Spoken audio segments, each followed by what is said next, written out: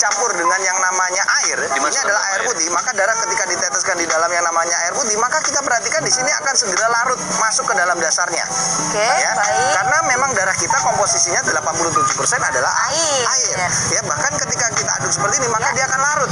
Oh, Warnanya pun akan sama ya. Itulah kenapa setiap ahli medis, setiap dokter pasti akan banyak menyarankan kepada setiap orang untuk banyak-banyak konsumsi air putih. ya. Karena ini Karena sangat menetralisir. menyehatkan, Iya. betul sekali. Nah, berbeda ketika darah kita bertemu dengan atau dicampur dengan yang namanya minyak. Minyak. Nah, ini Iya, pada iya. orang-orang yang hobinya makan goreng-gorengan, maka kadar minyak di dalam tubuhnya akan meningkat.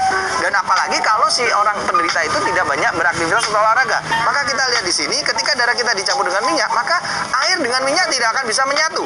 Maka kita perhatikan, maka darah kita akan menggumpal. Adanya gumpalan-gumpalan. Gumpalan-gumpalan, Dan Itu ya kan? benar-benar nggak bisa Sehingga campur. ini yang kita khawatirkan pada penderita yang tinggi kadar kolesterol juga, kadar gulanya juga, ini mengalami yang namanya sumbatan-sumbatan pada pembuluh darahnya. Nah, ini yang berbahaya ya. Ini yang berbahaya. Sumbatannya ini yang paling Karena mengerikan. sumbatan ini bisa terjadi kalau sumbatannya di otak, orang bisa mengalami yang namanya stroke.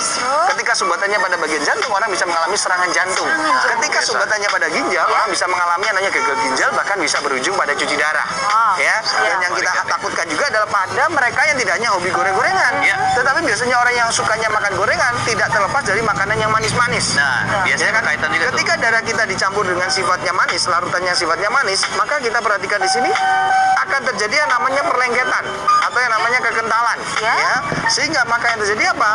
Kita perhatikan, nih, sumpitnya akan mengalami yang namanya oke. perlengketan. Ya. Sel darahnya akan melengket pada pembuluh darah.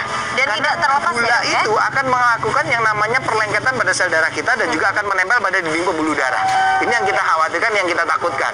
Maka disinilah pada penderita diabetes seringkali mengalami luka, dan lukanya itu akan sukar sekali atau susah sekali mengalami yang namanya kesembuhan. Oke. Seperti itu. Ya. Nah, berbeda lagi pada orang biasanya juga seringkali tidak hanya makanan minyak-minyak, tidak hanya makan yang Manis, manis-manis, tapi juga tapi- makanan yang asin-asin. Yang terluasin ya. Betul. Oke.